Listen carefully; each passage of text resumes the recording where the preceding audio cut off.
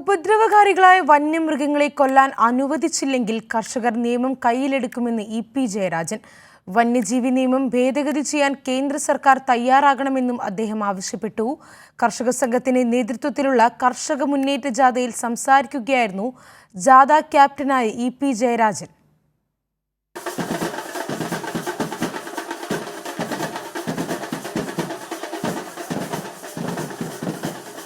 അഖിലേന്ത്യാ Kisan Sabha vice president EP. Jayarajan നയിക്കുന്ന ജാഥയ്ക്ക് ഉജ്ജ്വല വരവേൽപ്പാണ് സ്വീകരണ കേന്ദ്രങ്ങളിൽ ലഭിക്കുന്നത്.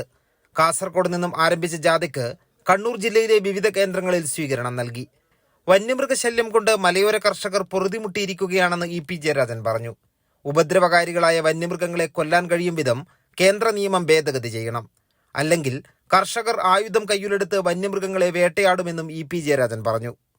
ഇത് കേരളത്തിൻ്റെ ചരിത്രത്തിൽ ഒരു പുതിയ സമരമാണ്. മലയോര മേഖലകളിൽ ഇന്ന് കേരളത്തിലെ മലയോര മേഖലയിലെ കൃഷിക്കാർ അനുഭവിക്കുന്ന പ്രശ്നം, അതിന് പരിഹാരം കാണാനുള്ള ശക്തമായ നിർദ്ദേശങ്ങൾ മുന്നോട്ട് വെക്കുന്നു.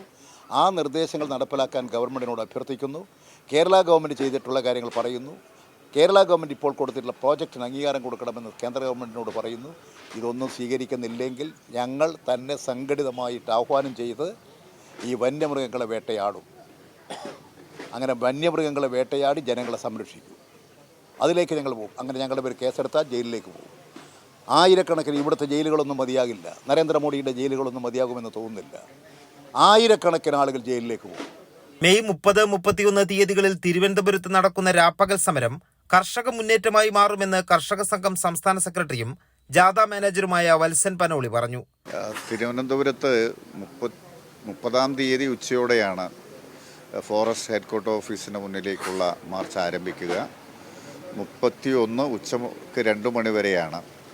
4 ലക്ഷത്തോളം വളണ്ടിയർമാർ കേരളത്തിൻ്റെ എല്ലാ ഭാഗത്തു നിന്നായിട്ടും ഈ സമരത്തിൽ പങ്കാളിയാവുന്നുണ്ട്.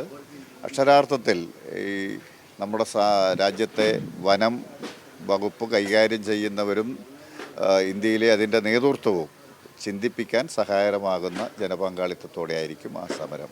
കാസർഗോഡ് നിന്നും ആരംഭിച്ച ജാഥ ഈ മാസം 29-ന് തിരുവനന്തപുരത്ത് സമാപിക്കും. കൈരളി ന്യൂസ്, കണ്ണൂർ.